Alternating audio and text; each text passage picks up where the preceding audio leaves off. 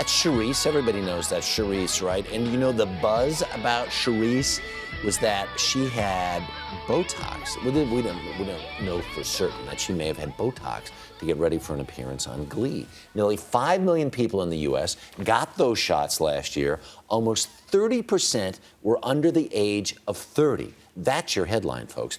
Our Dr. Jennifer Ashton is here to discuss whether there is cause for concern in those numbers. Good morning. Good morning, Harry. Were you a little surprised to hear that? A little bit, but Yeah. you know, I'm seeing this in my practice, not just with Botox, but with all types of cosmetic or aesthetic plastic surgery. Mm-hmm. It is infiltrating, pardon the pun, the younger age demographic. Right. And I think anytime you see 18-year-olds looking to cosmetic surgery, Right. there is cause for Is there concern. such a thing as too young for Botox? Well, the FDA has approved its use for cosmetic or therapeutic indications in the age group of 18 to 65. So most reputable cosmetic dermatologists and plastic surgeons will not consider it below age 18. Right. And let's look back at these numbers again in terms of how many people are doing it and who's doing it. Tremendously popular. And when you look at how it breaks down, 0.2% of those who had Botox were actually in the 13 to 19-year-old Wow. age group. Wow. So obviously outside of the FDA indication,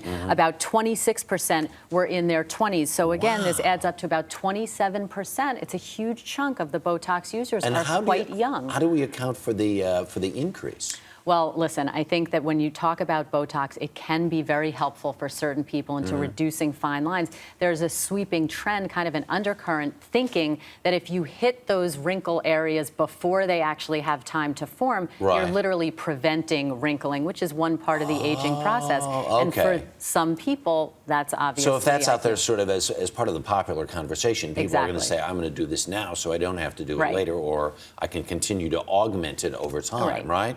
Okay, are there any literal long-term benefits for people who would do this at an early age? There aren't thought to be, you know, in terms of medical long-term side Right. effects or consequences right now, and it is thought to be safe both for cosmetic use and therapeutic use. I think the greater concern here is when you talk about teenagers or very young women in their 20s really seeking to prevent the signs of aging, you have to ask yourselves, what is their definition of beauty? And I think we Right. need to be teaching our teenagers that beauty comes from within, as does health. It's not always so superficial. Yeah, well, yeah.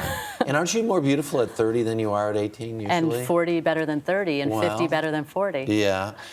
Now, are there any? You know, we haven't had this conversation in a long time. Are there any general Botox things to be worried about? I mean, Well- for years ago when it first came on, people were like, "Oh my God, my face is going to freeze and it'll never change." This procedure, like any, it has its known side effects. And Right. basically, you can have a droop of the nerve, usually when it's given on the upper forehead. If it's not given properly, it can cause your eyelid to droop. There can be some bruising at the area. So with anything, you want to go to someone who knows what they're doing and does it all the time. And very quickly, if you do go and get the procedure, what would be a warning sign for something that it hasn't turned out right?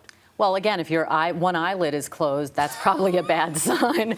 But, you know, we have to remember there are people who should not consider using it. And obviously, pregnant women, women who are breastfeeding, and Very those good. prone to neurologic conditions should That's stay right. clear of Botox and recognize their inner beauty. If you look like a pirate, you got a problem. That's All right, right. Dr. Jennifer Ashton, thank you.